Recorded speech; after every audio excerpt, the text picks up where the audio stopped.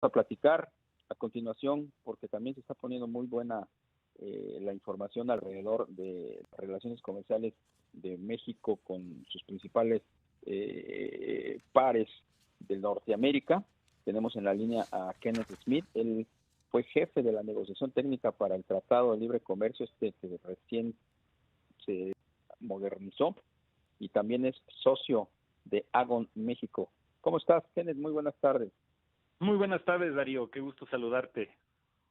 Oye, pues queríamos platicar contigo sobre esta discusión que hay entre México y Estados Unidos, sobre todo, sobre la velocidad para reactivar las cadenas de suministro en industrias clave como pueden ser el automotriz y el aeroespacial, pero quizá detenerme un poquito porque esta información se conoció el día de hoy y es esta aparente pues decisión unilateral de Estados Unidos para enviar suerte de auditores o inspectores a fin de que México pues haga cumplir lo que en el papel plasmó de este TEMEC. ¿Te acuerdas, no? Que era algo que quedó ahí medio cabo suelto y fue objeto de una discusión con el subsecretario Jesús Seade de que no iba a haber tales inspectores. Pues parece que al final Robert Lighthizer, el jefe de la representación comercial de Estados Unidos, sí los está enviando, ¿no? Mira, eso es algo que habíamos comentado cuando se dio la negociación del protocolo modificatorio del TEMEC. Lo que sucede es que hay una carta del representante comercial Lighthizer donde asegura que estos agregados laborales van a tener únicamente labores, digamos, diplomáticas, como observadores. Sin embargo, ya desde hace meses, cuando presentaron la ley de implementación que fue aprobada por el Congreso de Estados Unidos, que es el instrumento legal que echa a andar el tratado, ahí viene claramente especificado que las funciones de estos agregados va a ser monitorear y asegurar el cumplimiento de México. Es decir, en la ley estadounidense dice algo diferente que en la carta de Lighthizer, y la que tiene peso es obviamente la ley de implementación de Estados Unidos. Y lo que anuncia ayer Estados Unidos es la creación, esto es algo que ellos están haciendo al interior de Estados Unidos, es de un comité de vigilancia intersecretarial, donde participa, por supuesto, el Departamento de Trabajo de Estados Unidos, el área de USTR, de Comercio Internacional, el Departamento de Comercio, para ser, digamos, el brazo operativo al cual le van a reportar estos observadores, que en realidad son inspectores, les van a reportar qué avances está haciendo México y si está cumpliendo con sus compromisos laborales. Entonces, lo que estamos viendo que anuncia Estados Unidos es lo que ya habían plasmado en su ley de implementación del tratado, ¿no? Y eso obviamente lo tenemos que ver con cuidado,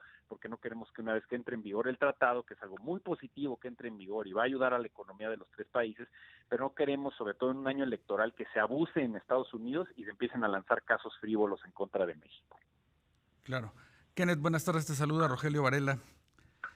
¿Qué tal, Rogelio? ¿Cómo estás? Bien, Kenneth, una parte del sector privado mexicano pedía que se dilatara la entrada de este TEMEC, básicamente por el tema de las reglas de origen en la industria automotriz. ¿Qué podríamos esperar sobre este sector, Kenneth? Mira, ese es un tema muy importante porque, como tú sabes, uno de los temas que quedan pendientes, aún hay temas técnicos que se están discutiendo sobre las reglas de origen en el sector automotriz, era la capacidad de las empresas ensambladoras en México y sus proveedores de Tier 1 y Tier 2, etcétera, de poder cumplir desde el primer día con los nuevos requisitos del tratado. Aunado a eso, la situación difícil económica que se está viviendo, por supuesto. Entonces, Sí. por eso la solicitud de tratar de postergar.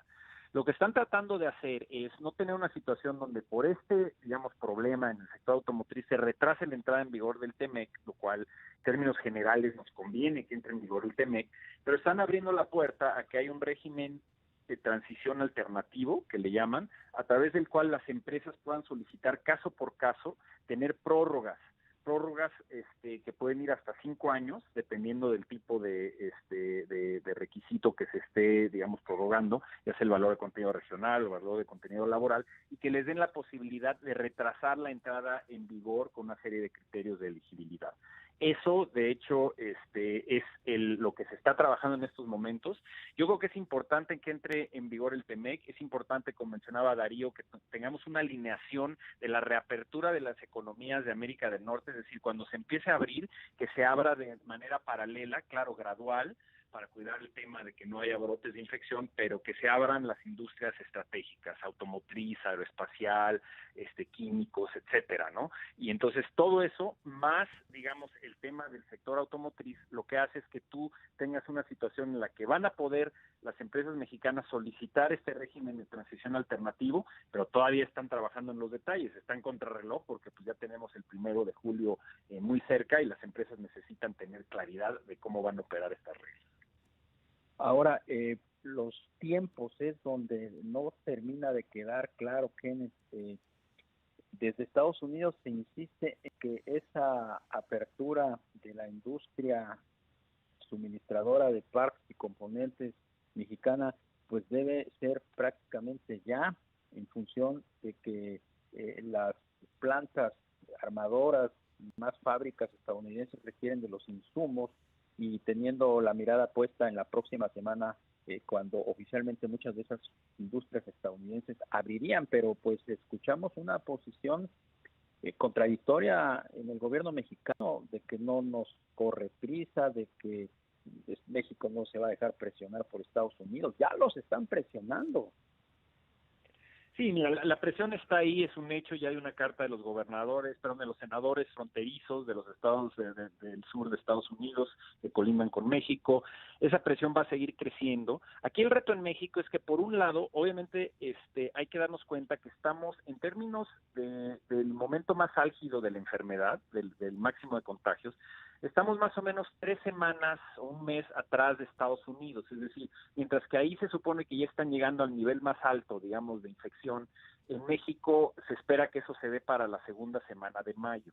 Entonces hay que tener cuidado, por un lado, por supuesto, el balance entre la economía, empezar a abrir de manera gradual, pero cuidar que no vayas a generar brotes en las comunidades donde sabemos que hay industria manufacturera, pero que también hay muchos contagios, por ejemplo en Tijuana. Entonces lo que se tiene que trabajar es sector por sector para así tratar de alinear la apertura de las industrias mexicanas con la apertura de Estados Unidos, pero estableciendo protocolos sanitarios claros que definan cómo se va a cuidar, es decir, cuáles van a ser los sistemas de seguridad en materia sanitaria que van a implementar las plantas manufactureras en México para evitar que tengamos brotes justamente cuando vamos a estar llegando al punto más álgido de la epidemia en México. Ese es el tema que estamos viendo en este momento.